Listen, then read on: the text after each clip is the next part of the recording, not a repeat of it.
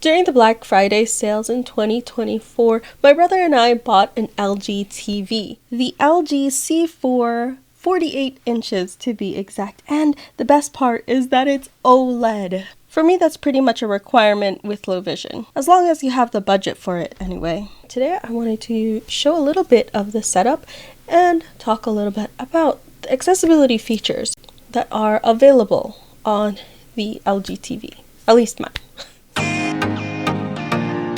Hi everyone, this is Carrie on Accessibility, where we talk tech and accessibility. If you're interested in that type of content, hit that subscribe button and the bell so you can stay up to date with all the latest videos. Let's just jump right in. The LG TV does have a screen reader and it starts on startup. Press the OK button, wheel, on your remote. OK.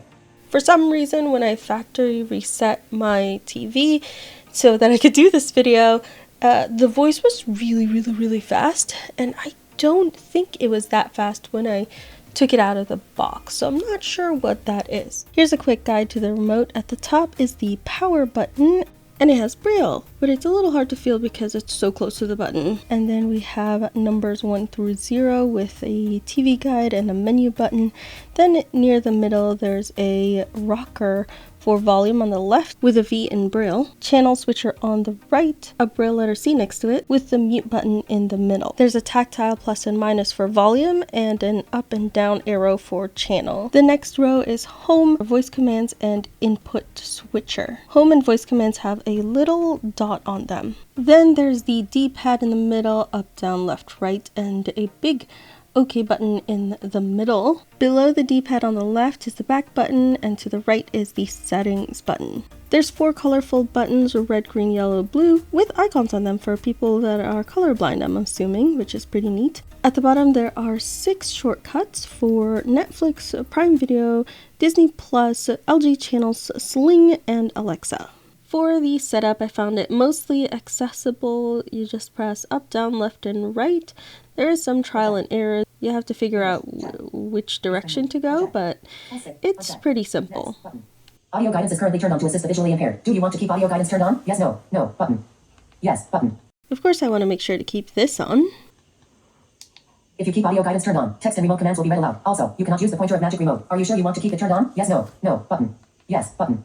You can't have audio guidance and the pointer and magic remote on at the same time. It's disappointing that they didn't make these features accessible, but we can move on. Unfortunately, there's no shortcuts with this screen reader. Definitely better than the Roku voice. Screen reader enabled in main menu. The voice on the LG is definitely a welcome improvement, though at least Roku had a shortcut to turn the guidance on and off. There aren't any shortcuts for increasing the speed or changing your granularity or, navigating by words or spelling or things like that.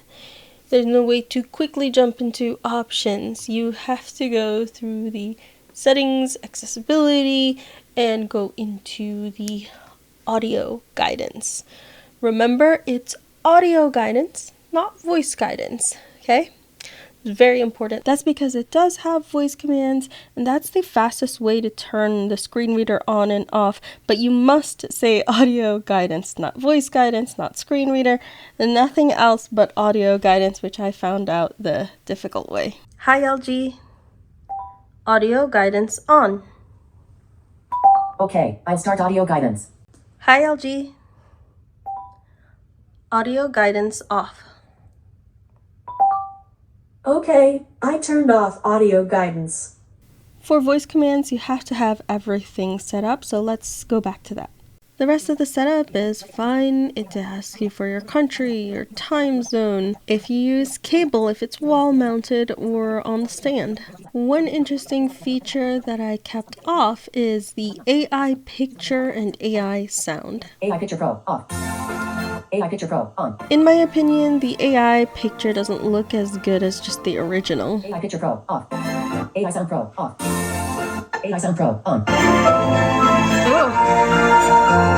AI Sound Pro. Off. There's also an option to have your TV always ready, especially for voice commands and wallpaper and stuff, but I definitely prefer to just keep that off. After that, your setup is done. Loading. There's a nice little landscape picture and nice startup sound, and it says explore the world with your LG TV. Too bad audio guidance doesn't read that. Home. Apps. Now let's explore some of the other accessibility features. You can press the settings button on the remote, then press right twice to get to accessibility, then press enter. It'll just take you to general. You press enter there, and then you'll be in the accessibility menu. As a warning, there is a bit of a delay before the menu comes up. This TV is a little closer to the budget end. Quick settings. All settings. Button. Chat button. Accessibility. Button. Loading. App list. Item 1 of 10. Apps. 4 items in total. General. Accessibility. Accessibility. Audio guidance on.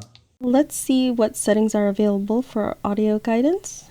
Audio guidance. Enable the function. On. We can turn it on or off. Speed fast. The next option is for reading speed. Speed. Very fast unchecked. It will read at this pace when choosing. Fast checked. It will read at this pace when choosing fast. Medium unchecked. It will read at this pace when choosing medium. Slow unchecked. It will read at this pace when choosing slow. Audio guidance. Speed medium. Volume medium. Next option is volume in comparison to the rest of the audio on the TV. Volume. Very low. Unchecked. Low. Unchecked. Medium. Checked. High. Unchecked. Very high. Unchecked. I've actually changed this option a few times now because depending on what you're watching, the audio seems to fluctuate on different streaming apps and even different movies on different apps. So I have changed this a few times and I wish there was a shortcut.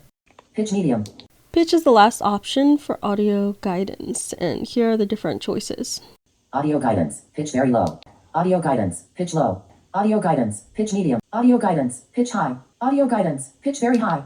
There is a user guide, Go to user guide. Button.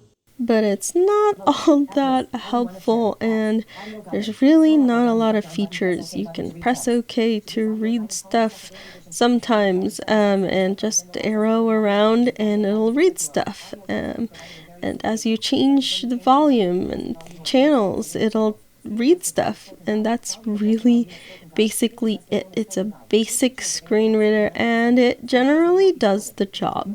Generally. If we go back to the accessibility menu after the audio guidance, it is Learn Remote Control. Learn remote control. When you're in this mode, you can press the buttons on the remote control and it reads out what they do, at least most of them. Are you catching a trend here? Yeah. Next on the accessibility menu is Device power sound. On. this feature is great. It will make this sound when it turns on and this sound when it turns off. Next we have some deaf and hard of hearing options. Listen together with hearing aid off. Sign language zoom. Deactivated. Closed caption off. My brother's deaf, so I always turn on the captions, though I wasn't sure which one to turn on because there were so many options. My brother told me it's CC1 is what he uses. So yeah, there's that. Next. High contrast. Off. High contrast. On. The high contrast mode seems to be a subtle change. I can't really tell much of a difference. It does disable grayscale though, and color inversion too. Grayscale. Off. Deactivated. High contrast. On. High contrast. Off. Grayscale. Off. Grayscale. On. You can just turn off high contrast and then you'll be able to enable grayscale and everything will be gray. Invert colors. Off. Deactivated. You can also invert the colors, but I won't do that here because it is so bright. Also, I forgot to film it too. App list. Item 1 of 10. Apps. Voice recognition will be available by connecting TV to the network. Channel 20. Cancel button. Network settings button. As I very briefly mentioned before, it does have voice recognition or voice assistant, and you need to connect to the internet. Setting all that up was fully accessible for me. What wasn't so accessible were the agreements you had to agree to in order to use the voice assistant. Please agree to the terms and conditions to use the voice recognition feature. See user agreement. See user agreement button. Loading. App list. Item 1 of 12. Apps. User agreements. Please agree to the highlighted user agreements to use this service. To read the terms and conditions, go to Settings, Support, Privacy and Terms. Select all. Agree button. Deactivated. Select all. Unchecked. Unchecked. It doesn't read the name of the Unchecked. agreement, and it doesn't say if it's a required agreement. Unchecked. Later, I found out there's 4 different agreements that you have to agree to, and the other ones are optional. And I wish they would fix this. It took me some trial and error to get past this window. After that came all the updates. The latest version of the software is available for your TV. Do you want to update now? Version 2.3.2.0.3. No button. Yes button. There were a few rounds of updates, and most of them were fine, except the agreements. Again, with the agreements not being super accessible, that was frustrating. Another problem I ran into is setting up the built-in Chromecast. It just wouldn't read anything on the dialogue, and yeah, but it kind of figured it out and set it up by itself somehow. I'm not really sure what happened, but I can use Chromecast now. Here's how that went. By clicking OK button and accepting terms of services in the next page, you may stream contents from your mobile device to TV by using Chromecast built-in. OK. OK button. Loading. Here is a modal, and I just kept pressing the different arrow keys and it just was not reading. I could tell that something was moving on the screen, but no, it didn't read any of it. Home. Apps. Once on home, you can press up and down to go to the different categories and left and right to navigate to each of the different elements in that category. LG channels. Netflix. Prime Video. Disney Plus. Hulu. Sling TV. Service card list. Item 1 of 7. Home office. Work on a large screen. Games. Best gaming experience. Music. Enjoy various songs. Home hub. A hub of the smart home. Sports. Montreal Canadiens. 2. Versus. Accessibility. Easy ways to use the device. App list. Item 7 of 19. Recent input. Item 1 of 16. Live TV. Free on LG channels. Gidgem. 1959. Mississippi Grind. Paddington. Shop time. Here's how it handles promotions.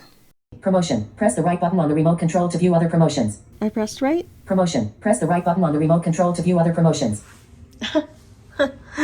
That's all it reads for that. I personally don't really look at the promotions, but I feel like that should still be accessible. Overall, I think it's honestly pretty decent. It's definitely an upgrade from Roku. No idea what Samsung TVs are like. And the Apple TV, gosh, I haven't pulled out the Apple TV for months. It's somewhere and I don't remember. It's probably the really, really old one too. I do kind of want to bring it out and test it and maybe even get the Google TV just to try it out.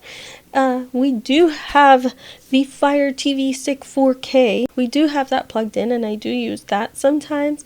It is generally nicer in some ways.